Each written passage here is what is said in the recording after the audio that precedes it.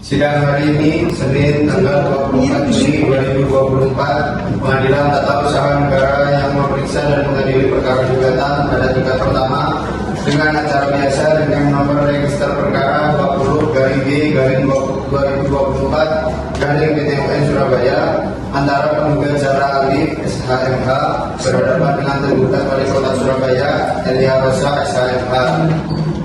Para pihak dipersilakan memasuki ruang pengadilan.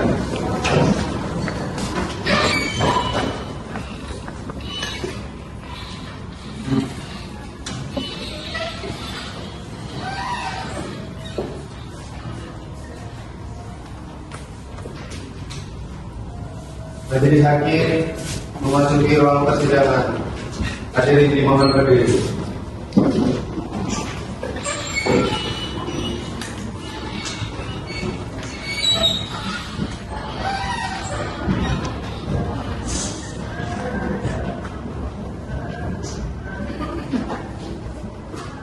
Silakan duduk semuanya.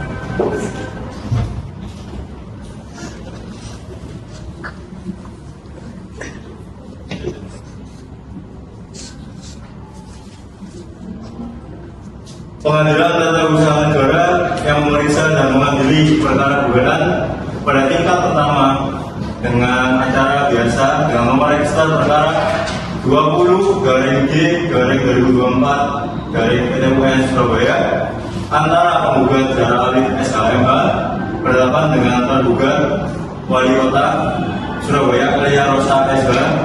Dengan ini dibuka untuk umum. Baik, untuk penggugat siapa yang menjadi ini? Baik, terima kasih Majelis Hakim. Perkenalkan, nama saya Romi Esa, selaku kuasa hukum dari tergugat yaitu Kepala Desa Zahra Alif SHMH. Selanjutnya untuk tergugat siapa yang hadir hari ini? Baik, terima kasih Majelis Hakim. Perkenalkan, nama saya Zainal Afandi SHMH, selaku kuasa hukum dan pihak tergugat yaitu Wali Kota Surabaya Elia Rosa SHMH.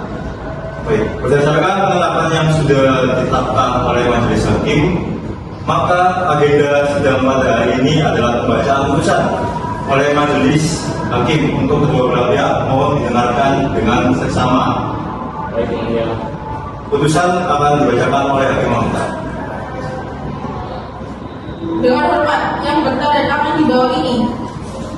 Nama Zahra Alif SHMH, Kewarganegaraan Indonesia, tempat tanggal lahir Surabaya 9 Februari 1986.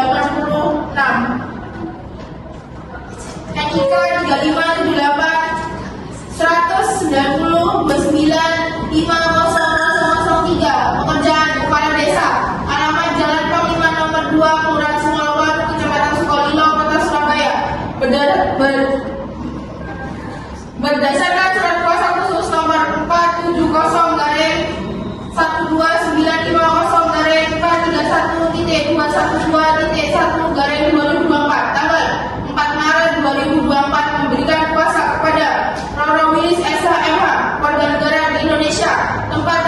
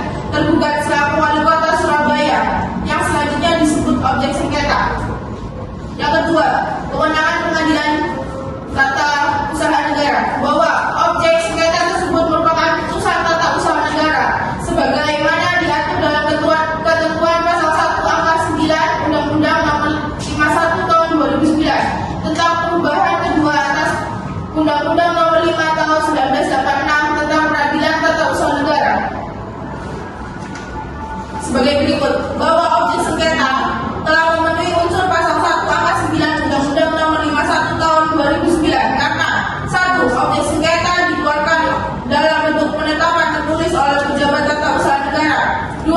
Bersifat konkret, bukan abstrak karena berkenaan dengan objek yang nyata-nyata ada. 3. Bersifat individual karena tidak ditujukan untuk umum, namun ditujukan kepada perseorangan, yaitu secara alif SHMH. Yang keempat, bersifat final karena keputusan objek sengketa tidak lagi memerlukan persetujuan dari instansi tertentu, baik bersifat horizontal maupun vertikal. Dengan demikian, surat keputusan objek sengketa telah bersifat definitif dan telah menimbulkan akibat hukum yang merugikan penggugat. Yang ketiga, tentang waktu gugatan, bahwa objek sengketa diterbitkan tergugat tanggal 12 Februari 2024. Yang kedua, bahwa gugatan diajukan pada tanggal 25 Maret 2024. Yang ketiga, bahwa oleh karena yang gugatan diajukan masih dalam tenggang waktu sesuai dengan pasal 55 UU Peradilan Tata Usaha Negara yang berbunyi gugatan dapat diajukan hanya dalam tenggang waktu 90 hari terhitung sejak diterimanya atau diumumkannya keputusan badan atau pejabat tata usaha negara. Yang kelima, yang keempat, kepentingan penggugat yang dirugikan.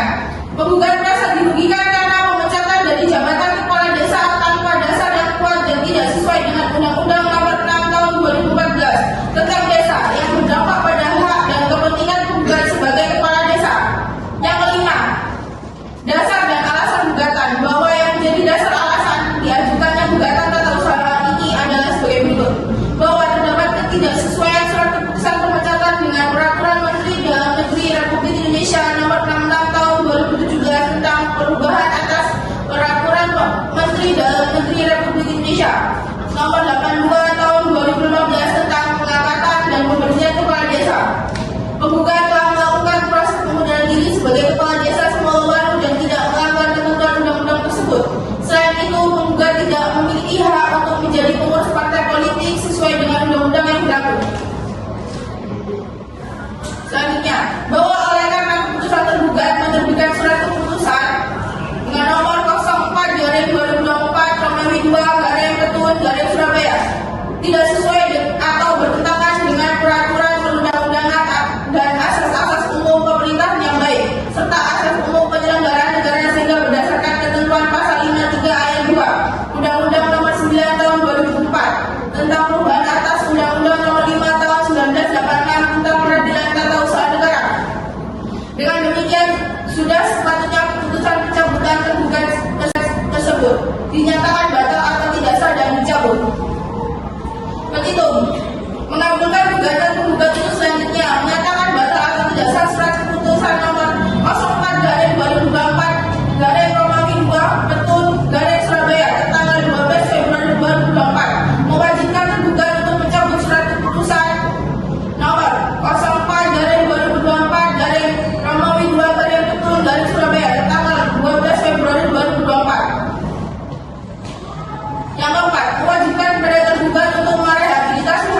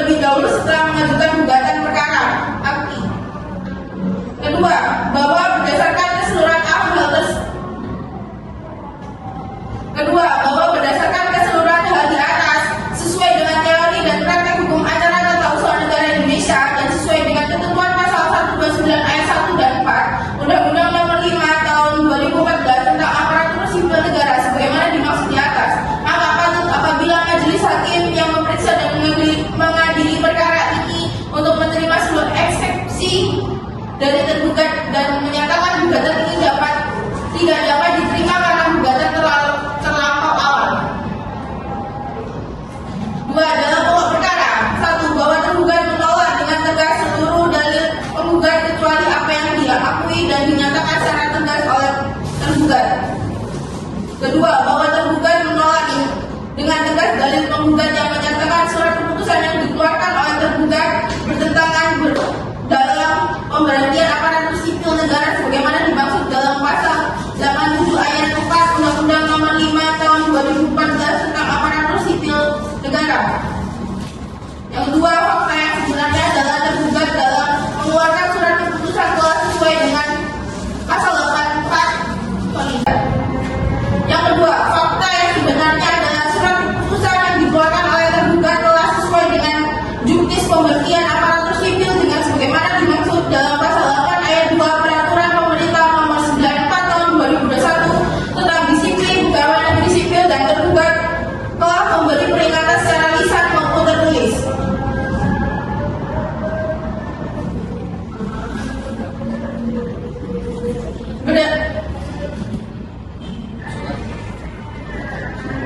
Dalam eksepsi 1, menerima eksepsi tergugat untuk seluruhnya. 2, menyatakan bahwa gugatan tergugat tidak dapat diterima.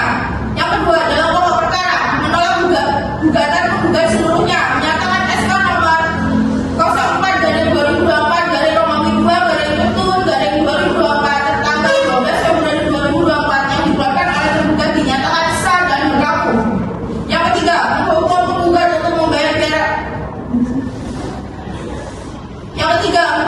penggugat untuk membayar biaya perkara ini. Selanjutnya akan dilanjutkan oleh hakim anggota. Replik dengan hormat. Setelah membaca dan mempelajari secara cermat dalil-dalil jawaban gugatan tergugat, maka perkenalkan kami yang bertanda tangan di bawah ini, Proromilis SKMH, advokat dan konsultan hukum pada kantor hukum kantor Ansubri Law Surabaya, berkantor di Jalan Tegal Sari nomor 33 Surabaya. Dalam hal ini memilih domisili hukum di tempat kuasa hukumnya tersebut di atas berdasarkan surat kuasa tertanggal 4 Maret 2024. Tergugat dengan ini mengajukan replik atas jawaban gugatan dalam perkara tata usaha negara nomor 20/2024/PT-UN Surabaya bertanggal 16 April 2024 pada Pengadilan Tata Usaha Negara. Adapun yang menjadi dasar dan alasan replik terhadap jawaban gugatan tersebut adalah sebagai berikut. 1. Dalam eksepsi 1. Bahwa perlu penggugat luruskan objek gugatan yang diajukan oleh penggugat adalah surat keputusan Wali Kota Surabaya nomor 4/2024/2/PT-UN-Surabaya tanggal 12 Februari 2024 tentang pemecatan kepala desa Semowaru Surabaya, yaitu Zahra Alif SHMH, tentang peradilan tata usaha negara, sehingga eksepsi tergugat yang menyatakan bahwa gugatan tergugat kabur haruslah dinyatakan ditolak. Yang kedua, pokok perkara 1. Bahwa penggugat menolak dengan tegas seluruh dalil-dalil jawaban tergugat terkecuali terhadap apa yang diakui secara tegas dalam replik aktu. 2. Bahwa penggugat bertahan pada dalil-dalil gugatan serta memohon dalil-dalil eksepsi sebagaimana di atas dianggap ditulis dan tertulis kembali dalam pokok perkara aktu. 3. Bahwa surat keputusan yang dikeluarkan oleh tergugat terdapat ketidaksesuaian dengan prosedur pemberhentian kepala desa sebagaimana dimaksud dalam pasal 8 ayat 2 Peraturan Menteri Dalam Negeri Republik Indonesia Nomor 66 Tahun 2017 tentang perubahan atas Peraturan Menteri Dalam Negeri Republik Indonesia Nomor 82 Tahun 2015 tentang pengangkatan dan pemberhentian kepala desa, sehingga surat keputusan yang diterbitkan oleh tergugat tersebut cacat secara formil karena tidak mempunyai dasar hukum yang jelas. 4. Mewajibkan kepada tergugat untuk merehabilitasikan martabat serta kedudukan penggugat seperti semua atau dalam kedudukan yang sejenis atau setara dengan peraturan perundang-undangan yang berlaku. 5. Menghukum tergugat untuk membayar biaya perkara. Publik dengan hormat, Setelah membaca dan mempelajari secara cermat dalil-dalil gugatan penggugat, maka perkenalkanlah kami yang bertanda tangan di bawah ini, Zainal Afandi SHMH, advokat dan konsultan hukum pada kantor hukum Zainal Afandi SHMH dan rekan yang beralamat di Perumahan Margorejo Indah, Blok 3, Wonosobo Kota, Surabaya. Dalam hal ini memilih domisili hukum di tempat kuasa hukumnya tersebut di atas berdasarkan surat kuasa khusus tertanggal 24 April 2024. Tergugat dengan ini mengajukan eksepsi dan jawaban terhadap gugatan dalam perkara tata usaha negara nomor 20/G/2024/PT-UN Surabaya tertanggal 16 April 2024 pada Pengadilan Tata Usaha Negara Surabaya. Adapun yang menjadi dasar dan alasan duplik terhadap replik tersebut adalah sebagai berikut. 1. Eksepsi. Setelah membaca dalil penggugat dalam pokok perkara yang menyatakan bahwa surat keputusan yang dikeluarkan oleh tergugat bertentangan dengan alasan pemberhentian aparatur sipil negara sebagaimana dimaksud dalam pasal 87 ayat 4 Undang-Undang Nomor 5 Tahun 2014 tentang aparatur sipil negara, sehingga surat keputusan yang diterbitkan oleh tergugat tersebut cacat secara formil karena tidak mempunyai dasar hukum yang jelas. Bahwa keputusan tersebut sudah sesuai dengan alasan pemberhentian aparatur sipil negara sebagaimana dimaksud dalam pasal 87 ayat 4 Undang-Undang Nomor 5 Tahun 2014 tentang aparatur sipil negara yang menyatakan sebagai berikut. PNS diberhentikan tidak dengan hormat karena A. Melakukan penyelewengan terhadap Pancasila dan Undang-Undang Dasar Negara Republik Indonesia tahun 1945. B. Dihukum penjara atau kurungan berdasarkan putusan pengadilan yang telah memiliki kekuatan hukum tetap karena melakukan tindak pidana kejahatan jabatan atau tindak pidana kejahatan yang ada hubungannya dengan jabatan dan atau pidana umum. C. Menjadi anggota dan atau pengurus partai politik. D. Dihukum penjara berdasarkan putusan pengadilan yang telah memiliki kekuatan hukum tetap karena melakukan tindak pidana dengan pidana penjara paling singkat 2 tahun dan pidana yang dilakukan dengan berencana. Berdasarkan segala alasan yang dikemukakan di atas, tergugat mohon kepada Majelis Hakim Pengadilan Tata Usaha Negara Surabaya agar berkenan memutuskan sebagai berikut. 1. Menolak gugatan dan replik penggugat untuk seluruhnya. 2. Menolak dalil-dalil penggugat untuk seluruhnya atau setidak-tidaknya tidak dapat diterima. 3. Menerima jawaban dan duplik tergugat. 4. Memberikan biaya perkara kepada penggugat atau apabila majelis hakim yang memeriksa dan mengadili perkara ini berpendapat lain, mohon putusannya yang seadil-adilnya.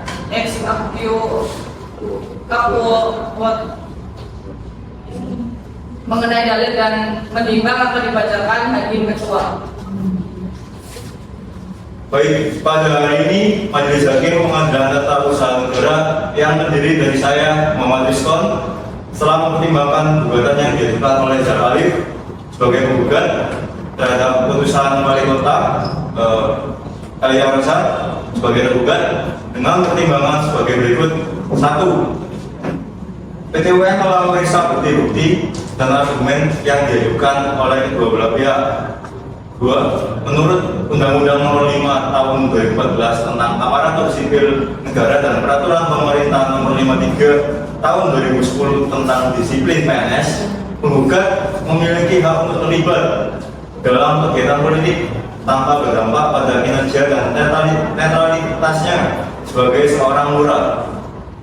Ketika keanggotaan penggugat dalam partai politik tidak secara langsung memengaruhi kinerja dan kewajibannya sebagai lurah, dan oleh karena itu tidak dapat menjadi dasar untuk pemecatan.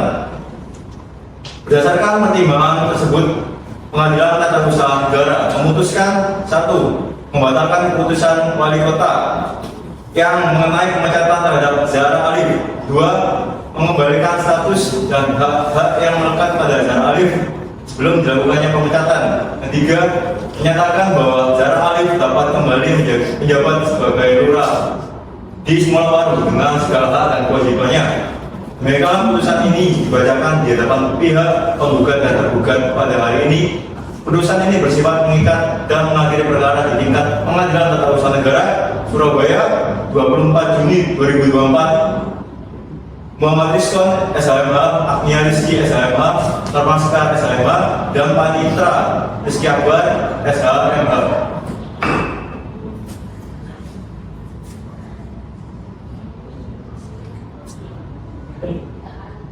Ada lagi Bu? Baiklah, saudara kuasa hukum penggugat, apakah saudara mengerti dengan isi putusan yang telah dibacakan? Mengerti yang mulia.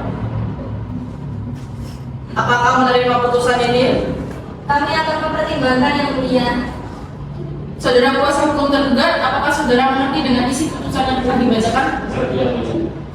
Apakah menerima putusan ini? Kami akan mempertimbangkan yang mulia dan akan mengajukan banding.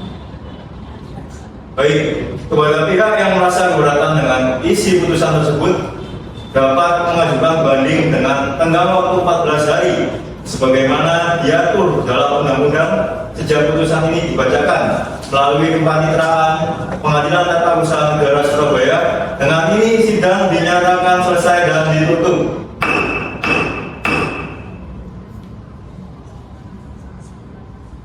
Sidang perkara nomor registrasi perkara 20/G/2024 PT UN Surabaya pada hari Senin tanggal 24 Juni 2024 dinyatakan selesai. Majelis Hakim dipersilakan meninggalkan ruang sidang. Hadirin dimohon berdiri.